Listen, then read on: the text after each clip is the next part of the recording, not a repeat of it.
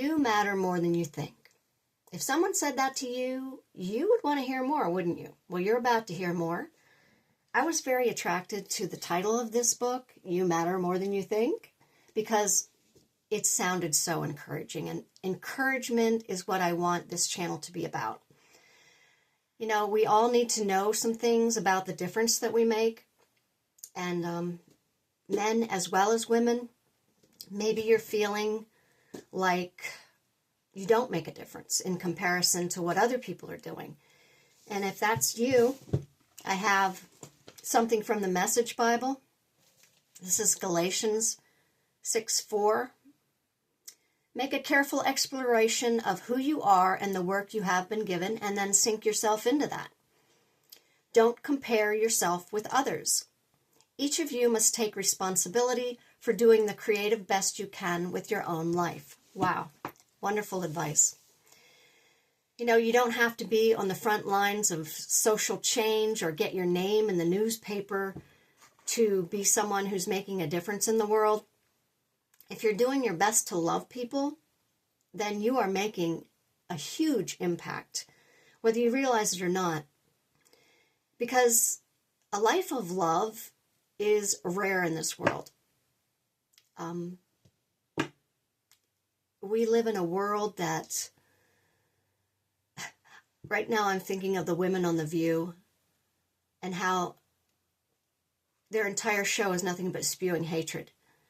And this is an example of the world we live in today. You know, I look around and I do see people loving each other, but more of what I see are people who are gossiping and backstabbing and lack of kindness and just an overall unfriendliness and dislike for people. And where's the love? Where's the love? Even within the church, there's a severe lack of love for one another. So back to the comparison thing that we were talking about. A quote from the book, "Playing the comparison game is the surest way to question your contribution to the world and to deride the difference you make. You are designed to make a difference, an original difference, and you matter more than you think." So if you want to realize the difference that you're making in the world, you cannot compare your contributions to anyone else's. That's your first mistake if you're doing that. Making a difference is about having a heart of love. It's as simple as that. So focus on the unique way that you can express that love. Quote from the book, "Because love is bigger than any single person. We each bring a unique and valuable aspect of love to our difference making." Now, at this point, after reading that, I thought about women who are at home full-time taking care of their children. That is an example of someone who might feel like she's not making much of a difference in the world. But oh my goodness, you are so wrong. And I made a video about that. It's titled "Career and Home, Lies We Believe."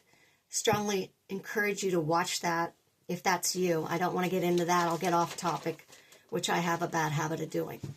So the author addresses that.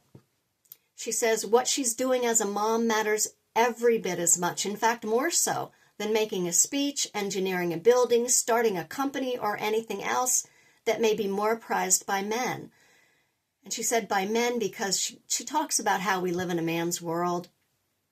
And another reason why the differences a woman makes will go unnoticed, quote, "More often than not, the way a difference is measured has more to do with the way men make a difference than the way women do." You know, men like these concrete goals and actions, getting things done, checking things off their list, accomplishing goals that can be seen. All those things are important, but so are the less tangible, less measurable, and sometimes less seen accomplishments, such as picking up on the sadness of a coworker who needs comfort, having a cooperative spirit that doesn't compete with others. How rare is that when it comes to women? Leaving a note of encouragement for someone, learning someone's name and making a point to say hello to the new girl at work. You know, those are all examples in the book of how we can make a difference that might go unnoticed by the world, but you can be sure they do not go unnoticed by God. He saw what you did. He noticed the difference you just made. Quote from the book, "You can make a difference anywhere and in so many ways as long as love guides you." Within this book, there's a quote in the margin of one of the pages by Leo Buscaglia. I hope I said his name right. I think he's since passed. He said this: "Too often we underestimate the power of a touch, a smile, a kind word, a listening ear, an honest compliment, or the smallest act of caring, all of which have the potential to turn a life around." Leo Buscaglia was the best-selling author of a book titled Living, Loving, and Learning. And in that book, he emphasized the importance and the impact of small acts of caring and compassion, the impact that that has on individual lives. I read his book probably more than 30 years ago, and I do remember it really making an impact on me. If you haven't read it, I highly recommend it. So some other points the author makes in the book, You Matter More Than You Think. She talks about how our emotional pain contributes to our ability to love others. Your pain is not without purpose, she says. It can become the most powerful means you ever possess for making a difference. You know, it's often the person who's been through really a painful life, who has come through the most pain, that will end up being, you know, someone that will become a positive influence on others. And there's so many people I follow on YouTube that are examples of that. They eventually get around to sharing their stories, and these are stories of abuse and being suicidal and being caught up in addiction and just all kinds of things, having a really painful, difficult life, and they turn their life around, and those are the people who become the encouragers for others. She also talks about the role of gratitude. Gratitude enriches our ability to love. She says, once we come around to expressing gratitude for the lessons learned from the pain in our past, we experience personal redemption and healing, and we transform our pain into a tool that we can use to love others more effectively. I talked about that in my video titled Turn Your Crap into Gold, how you can learn from your pain and turn it into something good. She also talks about the power of touch.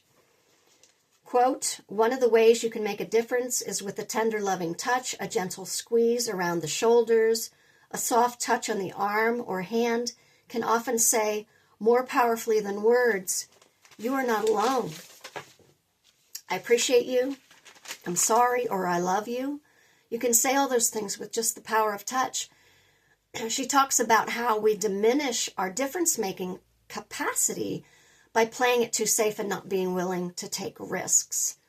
Quote, "Some of the greatest difference-making moments occur when a woman steps out of her comfort zone and takes a risk by following her heart."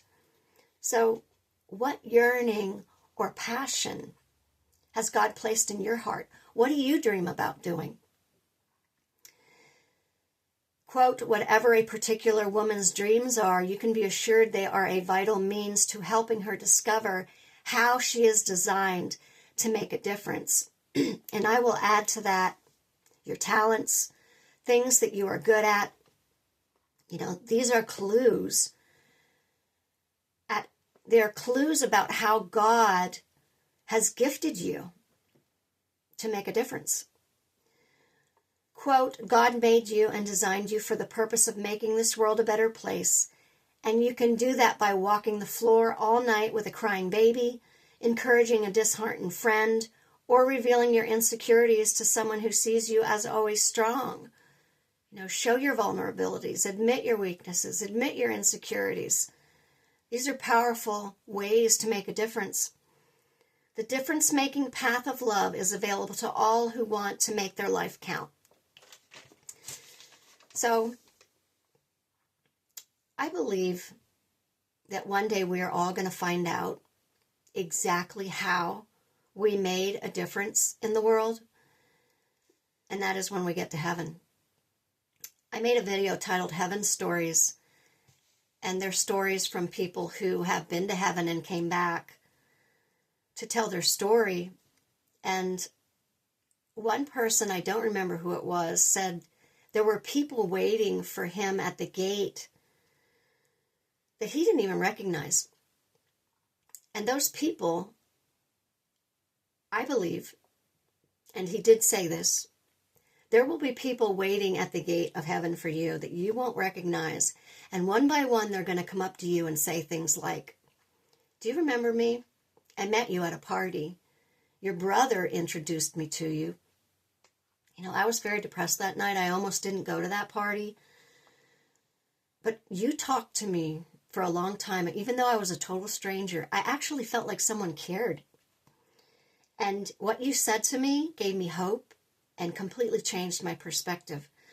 I felt like I didn't want to live anymore at that point in my life. I was that depressed. But after talking to you, I decided to make some changes, and my life completely turned around after that night. The encouragement you gave me made such a big difference.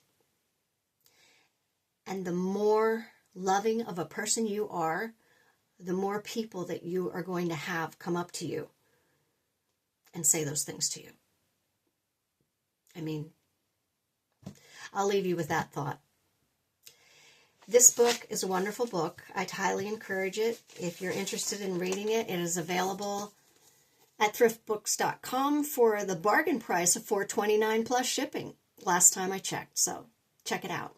I don't know what my next topic is. I hope you'll come back and find out. God has not let me know that yet.